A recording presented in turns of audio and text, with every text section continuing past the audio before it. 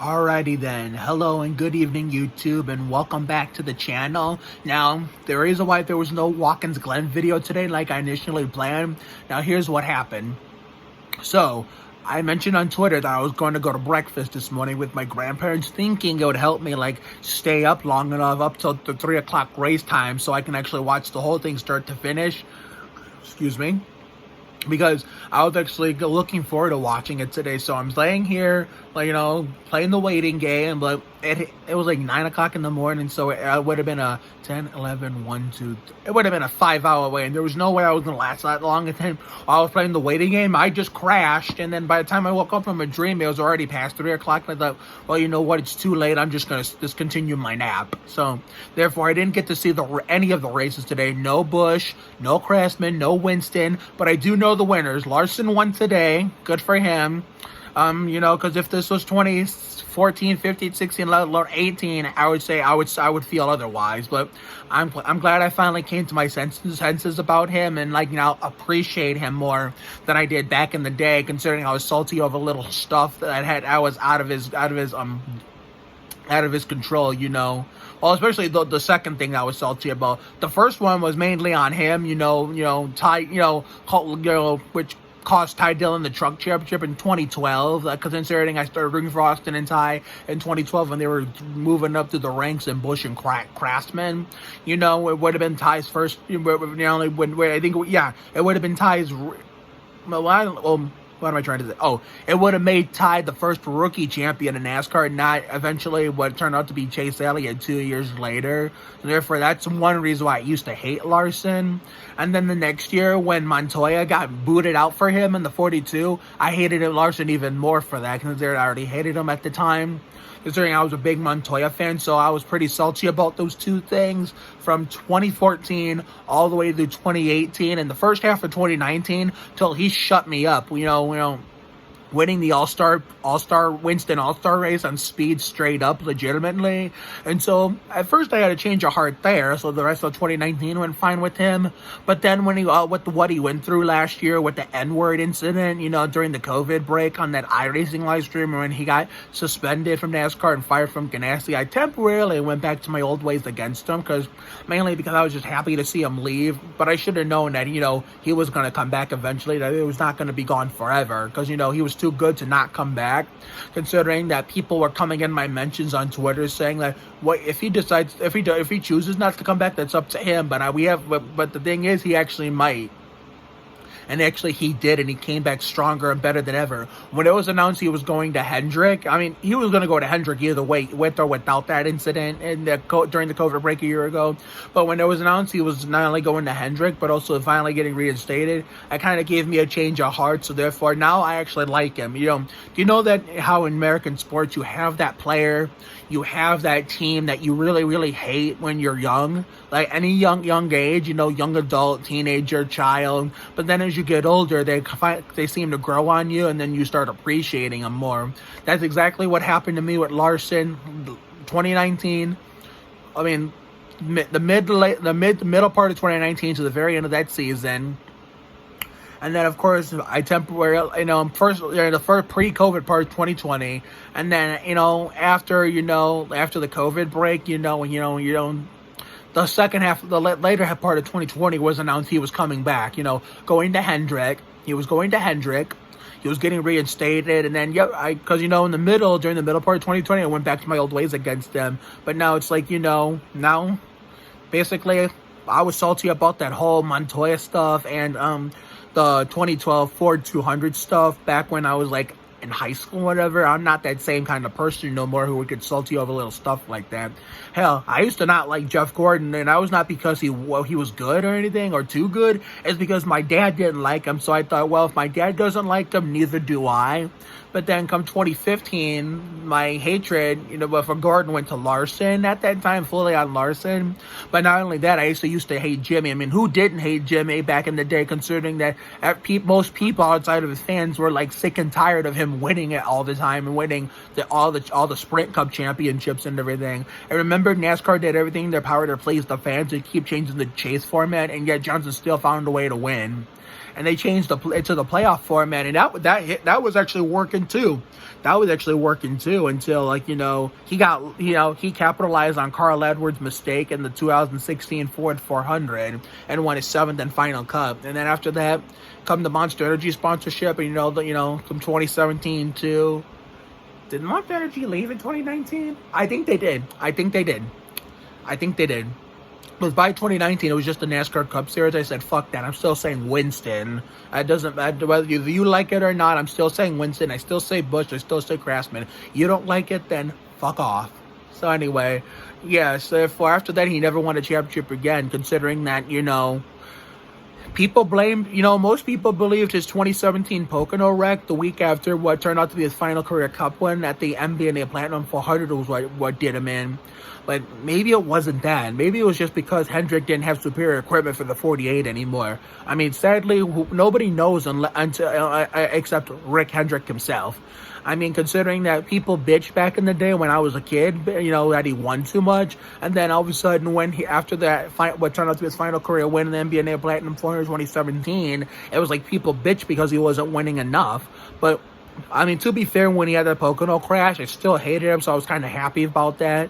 But then when he went for the win in the Brickyard 400 with the blown engine, that's when I was in awe, and then I was like, that's when I just started to appreciate him more. So that's what happens in American sports most of the time. I hated Kobe as a player and the Lakers as a team because I got sick and tired as a Spurs fan. I got tired of them kicking their asses in the playoffs throughout the 2000s, outside of 99 and 03. But at the end of the day, it's just greatness. Everybody hates winners. Especially if they win all the time, but they don't appreciate them till like it gets close to the end of their career. That I started appreciating Kobe towards the tail end of his career when he wasn't the same explosive player he once was, and wasn't really the Lakers weren't making the playoffs with him anymore. That's when I began to appreciate him more. And I used to despise the Lakers, but now as an adult, I still don't like them, but it's not as bad as before. Just an example, considering all said and done. So yeah, there was no Winston Cup for me today because I ended up falling asleep while waiting for what would have been a 5-hour wait to get the Winston Cup race underway for me.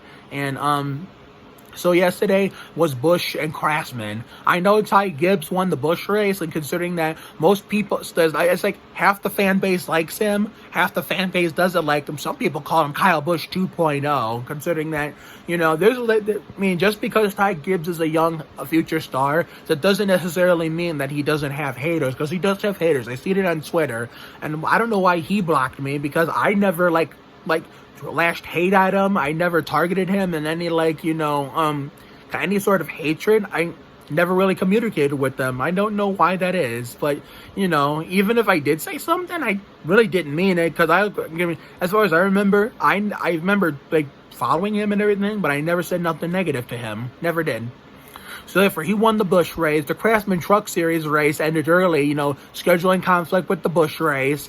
And then, lightning, so Austin Hill won it. And look at that. One bright spot, the positive thing that came out of this Watkins Glen Race weekend, John Hunter Nemechek is the regular season champion. That's what I'm talking about.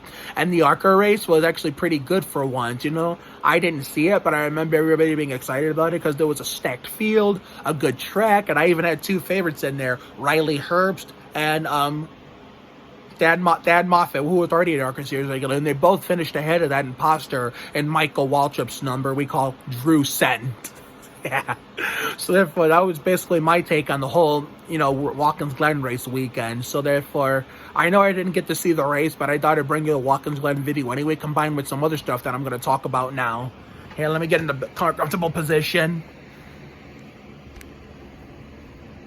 Okay, that's better. So, the Chandler Hutchinson signing in San Antonio is what I'm going to talk about first. So, apparently, the Spurs are just blowing up the whole team like Montoya and the jet dryer. So, they're signing a lot of new people. There's going to be a lot of current players that are going to lose their jobs and get cut, to make room for all the new off-season acquisitions. So, who's it going to be? I don't know. As long as it isn't Livin' La Vida Luca, that's all I care about. That's my favorite player, since the March 2nd, 2021 game against the Knicks when a lot of people, all the regular starters sat out, so Pop called his number, and he went out there and shot the lights out and couldn't miss. That's how Lucas, Living La Vida Lucas Samas, became my favorite current player. So as long as we don't give him up, that's all I care about. I mean, if we have to give up DeJounte or Derek, for some reason, if we somehow manage to get that guy who from Philadelphia can't shoot for shit, Ben Simmons, then fine. Maybe DeJounte or Derek, but we better not get rid of Living La Vida Luca. And as long as we don't do that, that's all I care about. So, yeah, so therefore, I think there's going to be, even if we don't, to all the haters out there who, insult my fanhood for the Spurs, that's okay, because you just feel my motivation to still hold the 25th anniversary tour as a fan, and that's exactly what I'm going to do this coming year, even if we suck ass again. So the joke's on you. So therefore Chandler Hutchinson is a good pickup. I look forward to seeing what this young Spurs team can do, even with the king of bitching it up back, and two, even if we suck ass again this year and don't make the playoffs. So even if that happens, that's okay. I'm still going to hold my 25th anniversary tour as a fan, because it'll be my 25th year rooting for this team, and I'm still going to have fun, and I'm still going to enjoy watching this relatively young team. So I'm not going to get too excited yet with all these new, finally, Brian Wright and Pop in the front office making moves. This is just baby steps in the right direction to get to where we need to be contenders again. So yeah, that's all. That's another thing I want to talk about. Now I figured out my YouTube schedule for this month, August upload schedule. So I figured out what I'm going to do this coming weekend, since I won't be able to watch the Indy Road Course. Well, this coming Saturday, the next sorry about that. The next 3 weekends coming up, my dad has me all to himself starting this coming weekend. So therefore, I'm gonna do a doubleheader. First of many doubleheaders. I'm gonna do a Cedar Point. Okay, it's gonna be 2 days worth of videos combined in one. So this Saturday I'm going to Cedar Point. I'll just do a Cedar Point vlog, and then the next day I'm gonna do the Cornfest vlog. So it'll be Cedar Point and Cornfest. Cedar Point and Cornfest. I won't include the word vlog in the video titles, because you already know it's already going to be one. So therefore, I'm going to do that. So, and then that coming week, I think the 17th and 18th will be the Tessa, Espinola, and Akana birthday doubleheader from Coop and Cammy and A Million Little Things, Pam and Dakota. So that I'm going to do. But as for this week in between now and the Cedar Point Cornfest doubleheader, I'm going to try to figure some stuff out. If I'm just, whatever you see, you're going to see it when you least expect it. So you never know what I'm going to see, what I'm going to bring to you this week. I might do some videos at work this week. Hell, I might even do episode 4 of Neighborhood Fun, Tear It Up Like Terry Labonte. I mean, it doesn't have to be on the same day. I can do a work video one day and then a Neighborhood Fun video another day, but I'll figure that out. So after the Cedar Point Cornfest doubleheader, I'm going to do, let's see here. Like I said, not just, besides the Tessa Anna doubleheader, then will come MIS. Instead of doing one whole vlog of every single thing all rolled up in one MIS vlog, because I tried that in 2018. If you haven't seen that vlog, go check it out. Link to the videos in the description. Living La Vida Loca at MIS, the 2018 Firekeepers Casino 400. So if I tried that and my phone died before I had a chance to get race footage, so I'm going to try to do some individual clips of Busch and Craftsman reactions, the start of every race, the last lap of every race. Let's see here. Maybe I'll try to do some videos with some people in NASCAR. Maybe Austin's crew, maybe Kyle Petty if I run into him, but something like that. I mean, I'm gonna, like I said, if I see run into Kyle Petty, whether he remembers me or not, I'm gonna have someone record our conversation. If I'm able to make that happen, I'm gonna put it here on YouTube. That shit's going everywhere, even on Facebook. Even though Kyle Petty doesn't have a personal Facebook page, he used to, but I don't think he has it no more, because I looked it up and it's not there. Considering that, I got my first Facebook when I was 15. He did have one, but wasn't accepting any more friend requests because he had reached the limit of 5,000 friends. So, yeah, so therefore, but I'm going to have a lot of fun anyway, even though Kelly Stavis won't be there because she's working the IndyCar race that same weekend, where IndyCar's going to be.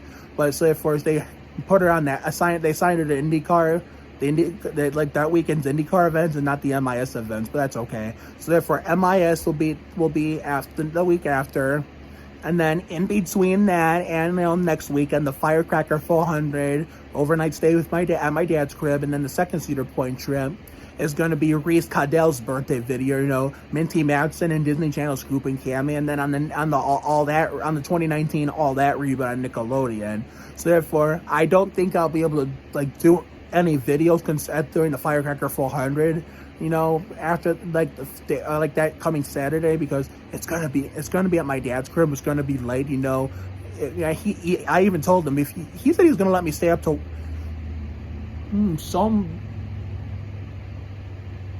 who is that out there?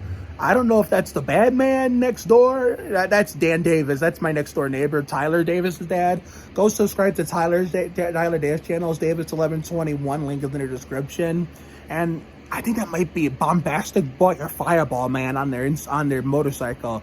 And Bombastic Boy is Brandan Sorg, so subscribe to him too. Links also in the description. But anyway, so therefore, my mom's going to be out of town the weekend. I'm staying over up there, which is why I'm staying over for her birthday. Mom's going to be out of town for her birthday, which is why I'm staying over at my dad's that weekend, considering that, he'll have that's an golden opportunity to have me to himself. So we're going to stay over at his house. I think, the 28th. The 28th is a Saturday. But he even said he was going to let me stay up to watch the Firecracker 400. And I said, thank you for that. But if you're going to let me do that, you damn well better watch the same thing. Because you know how every time they're at Daytona and Talladega and they crash a lot, I like to scream. Considering that, my stepsister, who you saw in yesterday's All of Us Family Picnic video, subscribe to her channel too, link in the description. They got a second dog named Bo, and she said, well, Bo's going to sleep like a baby, but Luna is going to be kept up all night. And I said it first, and I said it to her. She agreed with me. Luna's not getting any sleep. My dad's first dog, considering that, if my dad watches the same thing on his TV and I watch it on the TV in the basement, and, they're crashing a lot, it's taking forever to finish, and it goes, the race that doesn't end until sunrise Sunday morning. We're going to go into Cedar Point the next day, half asleep. So therefore, that's going to be a fun weekend. I mean, I don't think I'll be able to record, my Firecracker 400 review immediately after the race, considering how late that might be and how that might crash a lot. But I will do Cedar Point on camera the next day, and then maybe that coming Monday, when I take the day off from work, considering how tired I'm going to be, I'll do my Firecracker 400 review then. So therefore, that's all I wanted to come on here and talk about, even though I didn't get to watch any of the Watkins Glen races this weekend. So therefore, I will see you guys throughout the week going into next weekend. So have a good night tonight and a better day tomorrow. Take care, everyone. Good night.